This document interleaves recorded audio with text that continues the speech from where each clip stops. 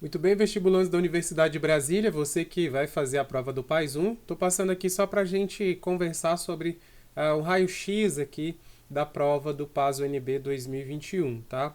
Quero mostrar para vocês, bater um papo de como foi a cara da prova, para que você então perceba qual a estratégia da banca, o que a banca, como a banca pensou essa prova aí na edição de 2021, tá certo? A gente tem que lembrar que essa prova aqui, ela aconteceu já num período ali que os alunos já tinham retornado do remoto, né? Aqui aconteceu no início aí do ano 2021, 2022. Então o pessoal já tinha voltado aqui do remoto e também a gente tem aqui também a galera já vacinada, as restrições bem reduzidas já, então meio que saindo ali da pandemia. Então a gente teve aqui na prova, PAS UNB, na parte 1 da prova, que são os primeiros 10 itens, lá na prova de língua estrangeira, a gente pôde perceber lá na prova que ela costuma trazer sempre 3 textos, 2 textos que envolvem normalmente obra e um terceiro texto que costuma ser uma tirinha, uma imagem, uma figurinha ali. Então aqui, nos 2 textos iniciais, eles trouxeram, tanto em inglês, francês ou espanhol, eles trouxeram ali aquela obra, né, audiovisual, A Mulher Sem Medo, do Galeano. Então a gente teve aqui a cobrança de 2 obras audiovisuais na língua estrangeira. A segunda foi O Risco da História Única, da Chimamanda. A obra da Chimamanda já tinha caído em edições anteriores, ela retornou na prova. É a obra audiovisual mais cobrada, assim, em termos de repetir, né, de quantidade de vezes que caiu em provas diferentes. A obra audiovisual que mais foi cobrada em termos de itens é justamente Aos Olhos de uma Criança, do Emicida. Então só caiu uma vez até agora, mas Chimamanda caiu em mais provas, né? Então ela frequentou bastante as provas aí até o momento. O que mais que nós tivemos aqui? Então, dos 3 textos, 2 foram obra. Nós tivemos aqui 4 a 5 itens mais ou menos de cada. E aqui na parte 2 da prova, que começa ali do item 11, indo até o item de número 100, nós tivemos até uma distribuição muito interessante. Nós tivemos edições passadas em que eles se concentravam em uma quantidade pequena de obras. E o que eu tenho gostado cada vez mais é que eles têm colocado, distribuído mais obras na prova. A prova ela tem se tornado uma prova muito mais de obras do que muitas vezes de conteúdos escolares. Isso a gente tem percebido que há uma tendência para chegar nesse nível aí. A gente viu que o primeiro texto lá, a primeira bateria de questões, os itens de 11 a 20, foram da obra textual lá da parte dos artigos. Nós tivemos Combate à Terra Seca, tá? Que vai falar do hidrogel. Então eles colocaram ali do item 11 ao item 20. Aí na sequência veio Chuva do Jalu, que já não caiu lá no começo, depois não caiu mais. Veio aqui nos itens de 30 a 38, então a obra aqui das músicas, tá bom? Aí nós tivemos, mais uma vez, como já é tradicional, os poemas selecionados do Gregório de Matos. Os poemas selecionados do Gregório de Matos sempre estão presentes na prova. A galera sempre traz ali na prova. E aí, aqui não foi diferente. Ele costuma revezar os textos. Lá no compilado de poemas selecionados, que tem mais de 30 poemas, eles costumam fazer um rodízio nos poemas. Aqui, vez ou outra, eles até repetem, mas no geral a tendência é fazer um rodízio porque é muita coisa. Aqui eles trouxeram dos itens de 39 a 47. Então nós tivemos aí, até agora, 2 obras de audiovisuais, 2 obras textuais. Aí na sequência eles trouxeram uma outra música, que é a Tristeza do Jeca, o Caos do Angelino e Tristeza do Jeca, Paulo Freire e Inesita Barroso, lá nos itens de 48 a 51. Então, isso aqui foi uma aposta que eu até fiz na época. Eu estava muito confiante que essa obra ela estaria nessa prova, e como de fato ela veio, né? Justamente porque era uma obra que estava ficando ali de lado, e a partir da alternância que eles vinham fazendo, para mim seria uma obra que cairia naquela edição, e como veio ali, e aí foi bacana demais.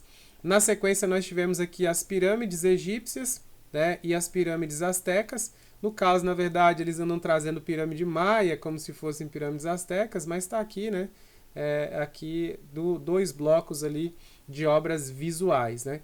Normalmente as obras visuais elas têm uma incidência muito boa na prova. Aqui a gente percebeu que não foi diferente. Eles trouxeram as pirâmides e trouxeram as estruturas tridimensionais do mestre Didi, lá nos itens de 89 a 92, tá? Então aqui nós tivemos, a gente pode pensar assim, que nós tivemos 3 obras de visuais, certo? Aqui na nossa prova. E aí a gente teve aqui Ifigênia em Aulis, nos itens 75 a 77, uma obra de teatro, né? Aqui de cênicas aparecendo na prova. A gente sabe também que há uma alternância entre as obras de teatro, porque são 2 apenas, e eles costumam pelo menos uma delas, colocar pelo menos uma delas ali, ou então trazer as 2. Aqui eles preferiram colocar Ifigênia em Aulis. Eu também imaginava que isso ia acontecer, porque eles já tinham colocado mais vezes a obra Advogada que Viu Deus. Então, por isso, a gente já esperava que Ifigênia fosse aparecer nessa prova. E aqui a gente teve Meu Cupida Gari, Marília Mendonça. Eu estava esperando que essa obra ela fosse aparecer junto com Tristeza do Jeca, Causa do Angelino, para discutir ali o sertanejo contemporâneo com a origem ali, com o sertanejo caipira. Não foi assim que veio, mas veio em locais diferentes, discutindo cada um suas individualidades aqui. Então veio lá nos itens de 72, 74 e 77. Nós tivemos também Carta Amanheceu do Epicuro. As obras de filosofia, elas frequentam bastante ali a prova, né? A gente sabe que há uma tendência de cobrança muito grande. Ou vem Apologia de Sócrates, ou vem Carta Amanheceu do Epicuro, ou as 2 obras. Aqui na edição de 2021 veio Carta Amanheceu, nos itens de 78 a 82, tá? E, como eu já falei, o risco da história única caiu lá em cima e ela caiu aqui embaixo também, nos itens de 83 a 88. Isso é muito comum. Muitas vezes o item ele é cobrado lá em língua estrangeira e ele aparece aqui dentro também na prova, ou seja, ele é cobrado em 2 lugares diferentes na mesma prova. Isso é muito comum, inclusive, no PAS 2 e 3. PAS 2 e 3 adora fazer isso aqui. O PAS 1 até que eu não estava vendo tanto assim, mas agora também já alinhou com a mesma pegada. E aí também veio O Povo Brasileiro, né, dos itens de 93 a 95, até que enfim essa obra caiu, estava ali meio que de lado, né, uma obra importante, e ela apareceu aqui na prova nos itens de 93 a 95. E veio lá daquele bloco de obras lá de óperas, né, de obras clássicas ali, de músicas clássicas, nós tivemos aqui a Baquianas Brasileiras número 5, nos itens de 96 a 99. A gente já sabe que em todas as edições da prova sempre cai uma obra dessa, né? E aqui não foi diferente. Eles sempre trazem pelo menos um exemplar dessas obras aí. E aí foi o que aconteceu. E aí veio aqui nos itens de 96 a 99. Eu gostei bastante dessa prova, por quê? Porque houve um rodízio bom de obras. Se a gente for observar aqui, ó, nós tivemos 1, 2, 3, 4, 5, 6, 7, 8, 9... 10, 11, 12, 13, 14 lá em cima, com A Mulher Sem Medo, 14 obras sendo cobradas na prova. Para uma prova aí, para um bloco de obras aí, né, que você vai ter aí uma listagem com quase 40 e poucas obras ali, né, até que a quantidade foi muito boa, né, foi muito boa. Às vezes eles trazem 10, às vezes trazem 12, então a quantidade que foi colocada aqui foi uma quantidade boa, inclusive a quantidade de itens, né, que eles cobraram foi uma quantidade boa. Então eu gostei e há uma tendência, a gente percebe uma tendência de uma distribuição maior, uma quantidade maior de obras caindo na prova. Daí a importância cada vez mais de você estar estudando ali as obras, de você estar fortalecendo o conhecimento das obras. Aqui nós tivemos, ó, a redação, o tema de redação foi texto dissertativo respondendo pergunta da imagem, né? E fora do story, tá tudo bem? Então, o candidato deveria escrever um texto dissertativo a respeito disso. Aqui foi interessante porque a gente sabe que a pandemia, o período remoto, fez com que não só os estudantes, mas toda a população sofresse as consequências disso, né? De uma situação em que a gente não sabia, não tinha controle, e com certeza já há toda uma bala emocional, né? Todo mundo com o emocional abalado, naquela angústia se vai ter ali uma vacina, não vai ter, se isso vai parar, não vai, se isso vai passar, não vai passar.